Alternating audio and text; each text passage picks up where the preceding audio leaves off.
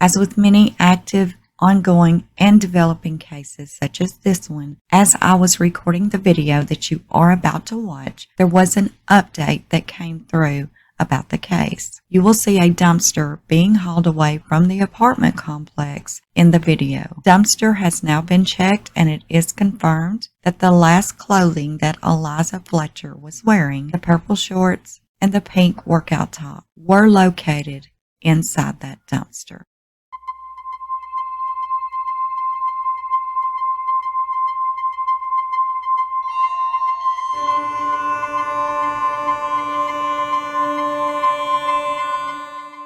Early this morning, authorities in Memphis announced that they had arrested 38-year-old Clathoa Abston. With this guy, this arrest this morning is coming just a little over 2 years after he was released from prison on a kidnapping charge.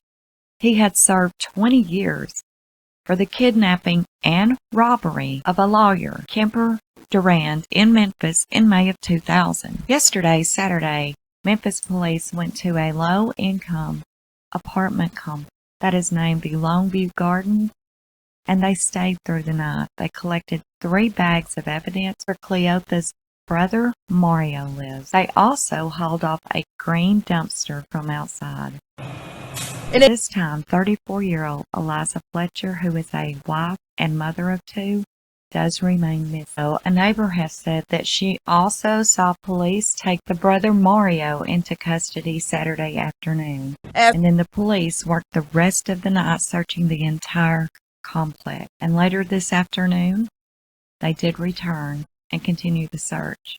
There was another neighbor that said that he also propositioned her and her 20-year-old niece earlier this year, saying that he kept waving me over to him. And he said, "I've got $100. He tried to catch my niece too, tried to get her to come into the apartment with him. And as far as I know, nobody here would have sex with him. He's creepy, really creepy." On May the 25th of 2000 at around 2 a.m., Cleotha approached Kemper Durand, an attorney.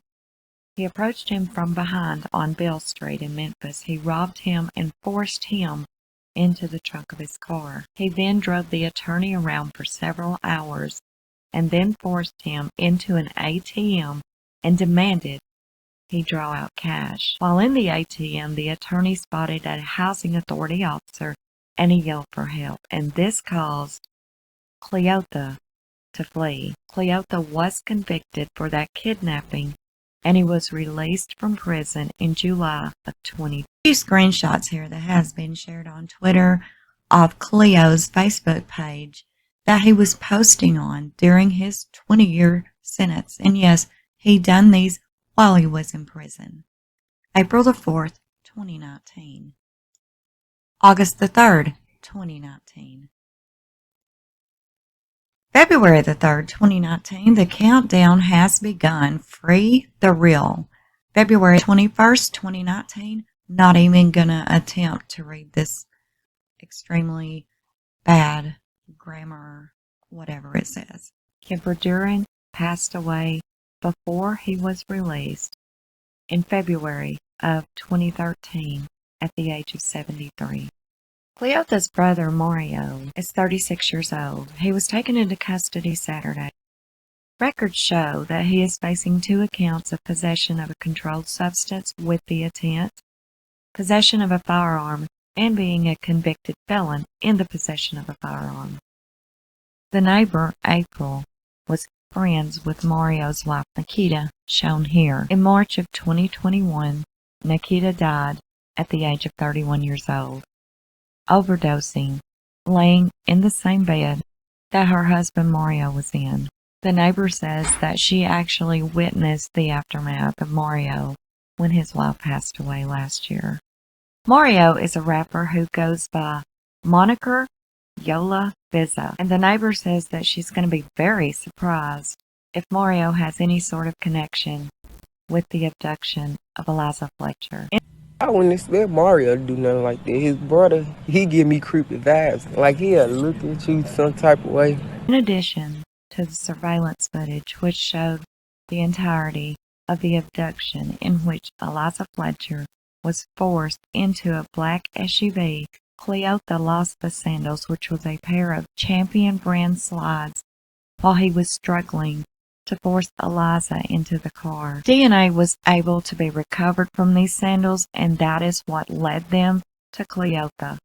Investigators also determined that his cell phone was in the vicinity of the kidnapping at the time that Eliza was taken. Cleotha still has not said where Eliza is or what he did to her. The affidavit, which I will post next, said evidence including blood that was found in his car led them to believe that Eliza has suffered a serious injury. This investigation is still very active and ongoing. Investigators are continuing the search, and they're following all the leads they can get. My name is Mike Keeney, and I am the uncle of Eliza Fletcher.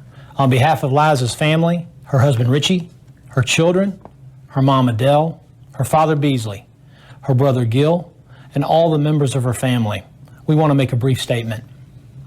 We want to start by thanking everyone for their prayers and outpouring of support. Liza has touched the hearts of many people, and it shows. We want to thank the Memphis Police Department, Shelby County Sheriff Department, TBI, FBI, and all of the other law enforcement agencies who are working tirelessly to find Liza. The family has met with police, and we have shared with them all the information we know. More than anything, we want to see Liza returned home safely. The family has offered a reward for any information that leads to her safe return. We believe someone knows what happened and can help. If you have any information on this crime or Liza's location, call the police at 901-545-COPS or call Crime Stoppers at 901-528-CASH. Thank you. Has come forward offering a $50,000 reward for information in helping to find her. FBI is now working this case. TBI is also working this investigation. Again, it does remain ongoing, and Eliza has not been found.